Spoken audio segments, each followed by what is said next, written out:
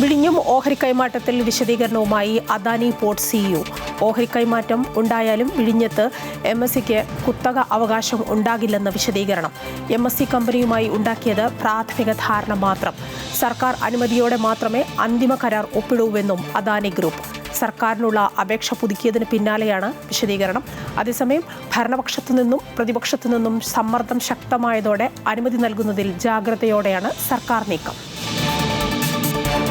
വിഴിഞ്ഞം തുറമുഖത്തിലെ കരാർ കൈമാറ്റ വിവാദത്തിൽ പ്രതികരണവുമായി പ്രതിപക്ഷ നേതാവ് പിണറായി വിജയൻ. മുൻകൂറായി ആലോചിച്ച് ഉറപ്പിച്ച കച്ചവടമെന്നും ഓഹരി കൈമാറ്റത്തിൽ സുതാര്യത പാലിച്ചില്ലെന്നും പിണറായിയുടെ ആരോപണം. സെബി അധികാരികൾക്ക് മുന്നിൽ കാര്യങ്ങൾ അവതരിപ്പിച്ചില്ല, കരാർ ലംഘിച്ചു, പൊതുതാൽപര്യം സംരക്ഷിച്ചില്ല, ദേശീയ സുരക്ഷയ്ക്കും ഭീഷണിയെന്നും ആരോപണം. ആസൂത്രണ ബോർഡ് PSC പരീക്ഷാ ക്രമക്കേട് അന്വേഷണത്തിലും അട്ടിമറി. ക്രമക്കേട് അന്വേഷിക്കാൻ പരീക്ഷാ നടത്തിപ്പ് ചുമതലയുള്ള കൺട്രോളർക്ക് PSC ചെയർമാൻ നിർദ്ദേശം നൽകി. SP-യുടെ നേതൃത്വത്തിൽ ആഭ്യന്തര വിജിലൻസ് അന്വേഷിക്കുമെന്നായിരുന്നു PSC യോഗ തീരുമാനം. ഇത് അട്ടിമറിച്ചാണ് നിലവിൽ കൺട്രോളർക്ക് നിർദ്ദേശം നൽകിയിരിക്കുന്നത്.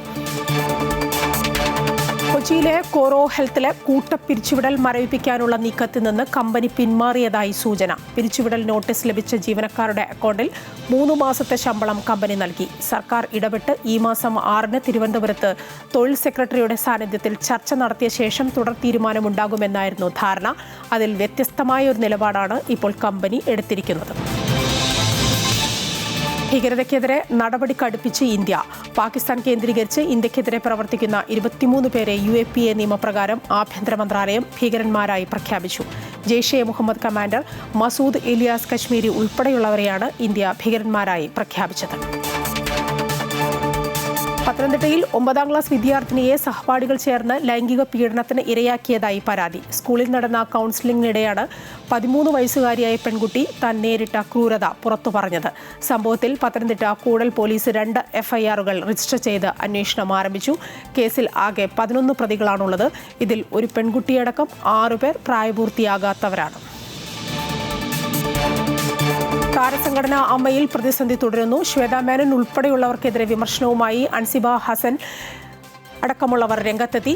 ശ്വേത ഉൾപ്പെടെയുള്ള സ്ത്രീകൾ കുറുക്കുവഴികളിലൂടെ ഭാരവാഹികളായെന്നും കലാകാരന്മാരുടെ ഇടയിൽ ധ്രുവീകരണം നടത്തുന്ന ആളുകൾ അല്ല നേതൃത്വത്തിൽ വേണ്ടതെന്നും താരങ്ങളുടെ പ്രതികരണം.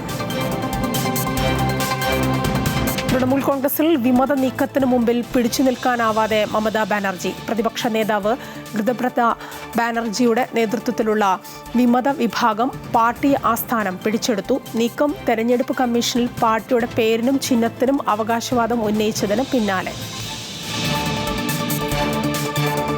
ലോകകപ്പ് ഫുട്ബോളിൽ അവസാന നിമിഷം വരെ ആവേശം നിറച്ച പോരാട്ടത്തിനൊടുവിൽ അർജന്റീന പ്രീ ക്വാർട്ടറിൽ. ശക്തരായ എതിരാളികളെ വിറപ്പിച്ച ശേഷമാണ് കേപ്പ് വെർദെ കീഴടങ്ങിയത്.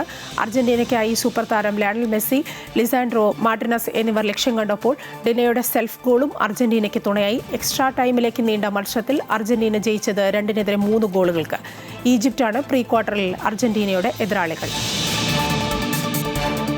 ലോക പ്രീ ക്വാർട്ടർ പോരാട്ടം ഇന്ന് രാത്രി മുതൽ 10:30-ന് കാനഡയും മൊറോക്കോയും തമ്മിൽ ഏറ്റുമുട്ടും. പുലർച്ചെ 2:30-ന് ഫ്രാൻസ് പരാഗ്വയെ നേരിടും. നോക്കൌട്ടിൽ ദക്ഷിണാഫ്രിക്കയെ പരാജയപ്പെടുത്തിയാണ് ആതിഥേയരായ കാനഡ മുന്നേറിയത്. ഫാസ്റ്റ് ന്യൂസ് പൂർണ്ണമാകുന്നു. നമസ്കാരം.